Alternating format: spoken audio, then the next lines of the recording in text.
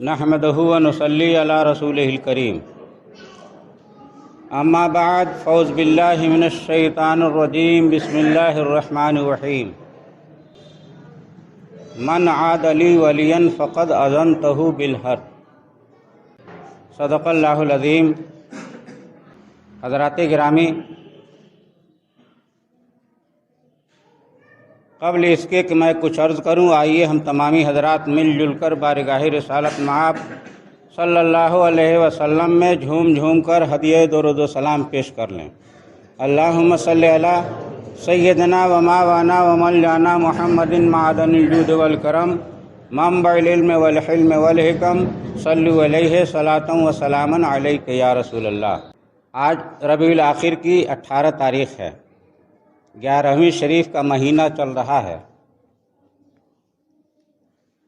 इसी की मुनासबत से हज़रत गौस पाक रज़ी अल्लाह तआला अन्हु की शान में खिराज अक़ीदत के चंद अल्फाज पेश करता हूँ, फिर आइंदा जुमे से इंशाअल्लाह मौजू बदल जाएगा। दरूद शरीफ पढ़िए। अल्लाहुम्मा सल्लि अला सय्यदना मौलाना मुहम्मदिन बारिक वसल्लिम सलातन व सलामन अलैका या रसूल अल्लाह।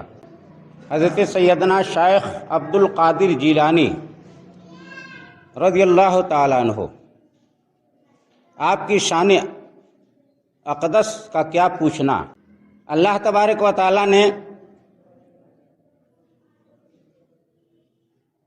इल्म ज़ाहिर और इल्म बातिन के अलावा इल्म लदुन्नी से भी मालामाल फरमाया था। इल्म लदुन्नी वो इल्म है जो बग़ैर किसी के पढ़ाए अल्लाह की तरफ से अता हो जाए, उसे इल्म लदुन्नी कहा जाता है। और जाहिर बात है, जिस शख्स को, जिस ज़ात को अल्लाह के रसूल सैयद आलम सल्लल्लाहु अलैहि वसल्लम से निस्बत हासिल हो जाए, उस शख्सियत की अज़मत और उसकी कश्फ़ करामत का क्या आलम होगा। सैयदना हज़रत गौस पाक रज़ियल्लाहु ताला अन्हु इरशाद फरमाते हैं कि शुरू मेरे वाज में बहुत कम सामईन हुआ करते थे, सुनने वाले बहुत कम होते थे, और मैं वाज बयान करने में झिझकता था। एक मरतबा सरकार मुस्तफ़ा सल्लल्लाहु अलैहि वसल्लम की ख्वाब में ज़ियारत नसीब हुई तो हुज़ूर नबी करीम सल्लल्लाहु अलैहि वसल्लम ने इरशाद फरमाया कि बेटे अब्दुल कादिर, तुम वाज क्यों नहीं कहते हो? तुम्हें तो वाज कहना चाहिए, लोगों को मजमे आम में खिताब करना चाहिए और अल्लाह के पैगाम की तरफ बुलाना चाहिए। तो हज़रत गौस पाक रज़ियल्लाहु ताला अन्हु इरशाद फरमाते हैं कि मैंने बारगाह रसूल में अर्ज़ किया कि या रसूल अल्लाह सल्लल्लाहु अलैहि वसल्लम, मैं एक अजमी नौजवान हूँ और इराक़ अरबी इलाका है। अरब कंट्री के रहने वाले को अरबी कहा जाता है, ये तो समझ में आ रहा है, लेकिन अजमी क्या है? अरब कंट्री के अलावा जो दूसरे देश हैं, जैसे हम लोग, इंडिया, पाकिस्तान और बहुत सारे देश हैं, इनको अजमी कहा जाता है।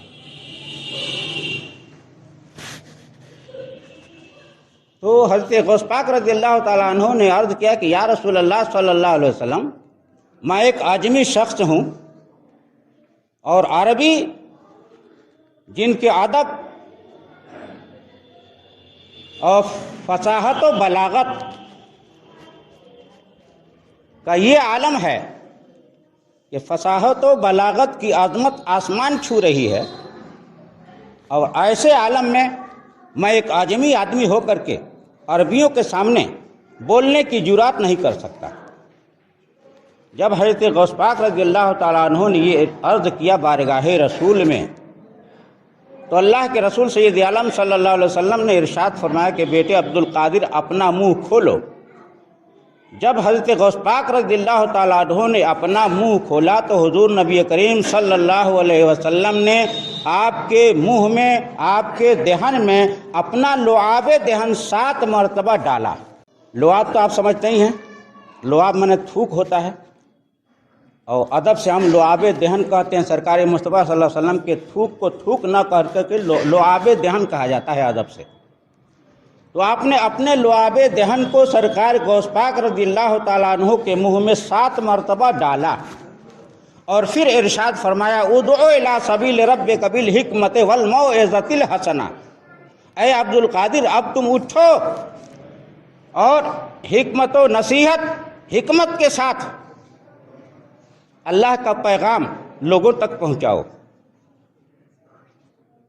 پھر تھوڑی ہی دیر کے بعد سرکار غوث پاک فرماتے ہیں کہ پھر تھوڑی ہی دیر کے بعد سے اسی خواب میں مجھے دوبارہ حضرت علی کرم اللہ وجہ الکریم کی زیارت نصیب ہوئی، اور حضرت علی کرم اللہ وجہ الکریم نے میرے منہ میں اپنا لعاب دہن 6 مرتبہ ڈالا۔ تو میں نے عرض کیا کہ حضور آپ نے 6 ہی مرتبہ کیوں عطا فرمایا، آپ نے بھی 7 مرتبہ کیوں نہیں ڈالا؟ تو حضرت علی کرم اللہ وجہ الکریم فرماتے ہیں کہ سرکار مصطفیٰ صلی اللہ علیہ وسلم کے ادب و احترام کی وجہ سے میں نے تم کو 6 مرتبہ اپنا لعاب دہن ڈالا، تاکہ سرکار مصطفیٰ صلی اللہ علیہ وسلم سے برابری کا شبہ نہ ہو پائے، برابری کا شائبہ نہ ہو۔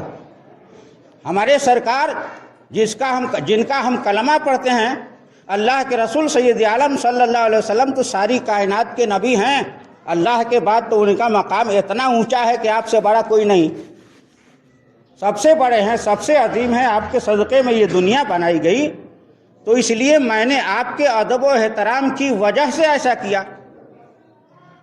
پھر حضرت سرکار غوث پاک رضی اللہ تعالیٰ عنہ ارشاد فرماتے ہیں اس خواب کے بعد میری فصاحت و بلاغت اور میرے بولنے کا یہ عالم ہو گیا، اور دلوں میں میری بات اثر کرنے کا یہ عالم ہو گیا کہ ہزاروں کا مجمع میرے بعد میں ہونے لگا، اور 50,000 60,000 70,000 کا مجمع ہونے لگا۔ اس زمانے میں جب کہ سواریوں کی سہولت نہیں تھی، تو اس قدر مجمع ہونے لگا، اور آپ فرماتے ہیں کہ ہر واد میں سینکڑوں گمراہ اور سینکڑوں یہود و نصارہ میرے ہاتھ پر اسلام قبول کرتے، توبہ کرتے، یہ عالم ہو گیا تھا۔ تو حضرت غوث پاک رضی اللہ تعالیٰ عنہ کی بہت بڑی شان ہے۔ آپ فرماتے ہیں کہ لو ان کشفوا عورت مریدی بالمشرق وانا بالمغرب لسترتها، اگر میرے کسی مرید کا سطر مشرق میں ننگا ہو جائے، مشرق مانے پورب اور مغرب مانے پچھم، تو آپ فرماتے ہیں کہ اگر میرے کسی مرید کا، میرے چاہنے والے کا، مجھ سے محبت کرنے والے کا سطر ننگا ہو جائے مشرق میں، تو میں مغرب میں رہتے ہوئے اس کے سطر کو ڈھانپ دوں گا۔ اس کو کہتے ہیں غوث۔ غوث جو ہوتا ہے اس کی نظر تمام انسان و جنات پر رہتی ہے، تمام، ایک دو نہیں۔ ایک مرتبہ کا واقعہ ہے کہ آپ واعظ بیان فرما رہے ہیں اور مجمع کھچا کھچ بھرا ہوا ہے، کثیر لوگ ہیں، اور مجمع کے بیچ میں ایک ایسا آدمی بیٹھا ہے جو نہایت ہی پیارے محبت سے تمام سامعین کی طرح واعظ سننے میں مبتلا ہے۔ آج کل کے واعظ کی طرح نہیں کہ واعظ ہو رہی ہے، تقریر ہو رہی ہے، شور شرابہ بھی چالو ہے، اس کا احترام ہے، اس کا ادب ہے۔ تو وہ بیچ میں تھا، واعظ سن رہا تھا، اور اتفاق سے اسی پیریڈ میں، واعظ سننے ہی کے پیریڈ میں اس کو حاجت محسوس ہوئی، اب وہ پریشان ہو گیا کہ مجمع کثیر ہے، اگر یہاں سے نکلتا ہوں تو لوگوں کا توجہ بکھر جائے گا، دھیان بٹے گا۔ دیکھیے پہلے کے بزرگان دین اور پہلے کے لوگ کس قدر باادب ہوا کرتے تھے، آج ہم نماز کا احترام نہیں کر پاتے ہیں، اور پہلے لوگ محفلوں میں واعظ سننے کا کتنا احترام کرتے تھے کہ وہ سوچ رہے ہیں، کہہ رہے ہیں کہ اگر میں یہاں سے اٹھ کر جاتا ہوں تو لوگوں کا دھیان بٹے گا، جبکہ وعظ سے آپ کا دھیان ہٹ جائے